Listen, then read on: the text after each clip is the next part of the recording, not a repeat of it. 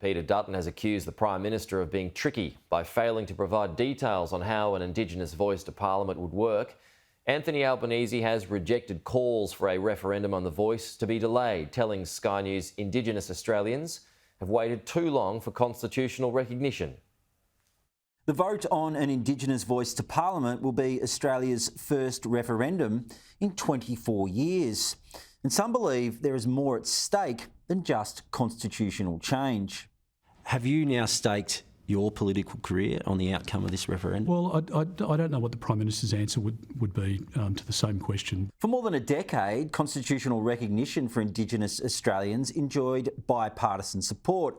But the Albanese government's proposal to enshrine the voice in our nation's founding document is a bridge too far for the coalition. We're certainly in favour of constitutional recognition. We think that's important, but the voice being enshrined in the Constitution can't be out-legislated, so you would want to get it right.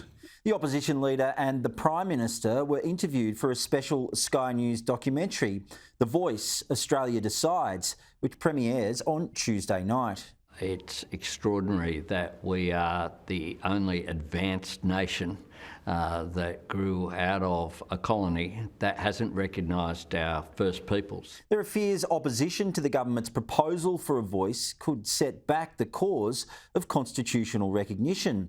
But Mr Albanese says he won't be backing away from the plan. If people say, I want you to recognise me in this particular way, it would be somewhat contradictory to say, yes, we'll recognise you, but we'll do it in the way that we want, not the way that you've asked for. As support for the voice falls in the opinion polls, Mr Dutton has urged the government to go back to the drawing board. I think there's a rising level of anger about the fact that they can't be trusted with the detail, and I think the Prime Minister's being tricky. If not now, when is the question to be asked? Matt Cunningham, Sky News.